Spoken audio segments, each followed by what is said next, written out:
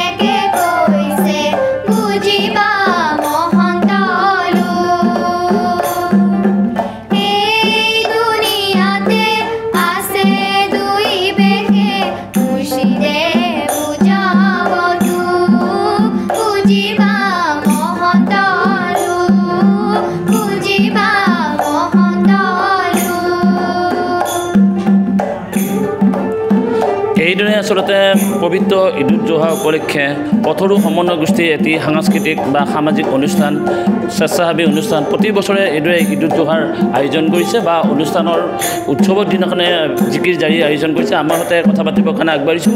এই সংগঠনৰ সম্পাদক আছে মোস্তাক হুছেইন, তেখেতৰ সৈতে কথা পাতিম। আসসালামু আলাইকুম আৰু নমস্কাৰ।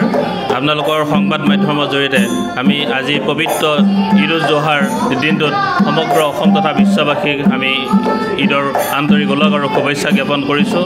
আমি দৰং জিলাৰ ইতিহাস প্ৰসিদ্ধ এই পথৰুঘাটত এই সমন্বয় আৰু ভাতৃত্ববোধৰ এই ভূমিত ত্যাগ আৰু একতাৰ যি ঈদ উল জোহাৰ এই পবিত্ৰ দিনটোত আমি আজান পীৰ কালজয়ী জিকিৰৰ এই মাধ্যমেৰে আমি পুনৰ দোহাৰিব বিচাৰিছোঁ।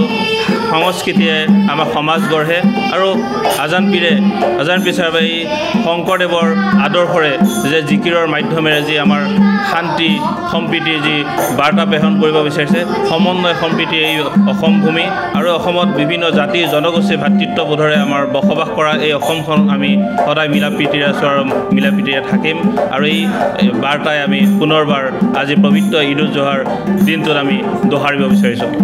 এই স্বেচ্ছাসেৱী অনুষ্ঠান আপোনাৰ যিহেতু সমন্বয় গোষ্ঠী প্ৰতি বছৰে এইদৰে জিকিৰ আৰু জাহিৰ আয়োজন কৰিছে। হয় আমি ঈদ উল ফিতৰ আৰু ঈদ উল জোহাৰ এই দুয়োটা ঈদ উপলক্ষে আমি জিকিৰৰ অনুষ্ঠানৰ মাধ্যমেৰে আমি এটা সাংস্কৃতিক পৰিৱেশ গঢ় দিব বিচাৰিছোঁ আৰু আজান পীৰৰ এই কালজয়ী জিকিৰসমূহ আমি ঈদৰ লগত সংগতি ৰাখি এই অনুষ্ঠানটো আমি প্ৰতি বছৰে বিভিন্ন ঠাইত আমি এই অনুষ্ঠান ৰূপায়ণ কৰি আহিছোঁ আৰু আপোনালোকৰ এই অনুষ্ঠানটি সম্প্ৰচাৰ কৰি যি ইয়াৰ যি আপোনালোকে দায়িত্ব পালন কৰিছে তাৰ বাবে আপোনালোকৰ ওচৰতো আমি পথৰু সমন্বয় গোষ্ঠী পথৰুঘাটেৰে আমি কৃতজ্ঞতা প্ৰকাশ কৰিছোঁ।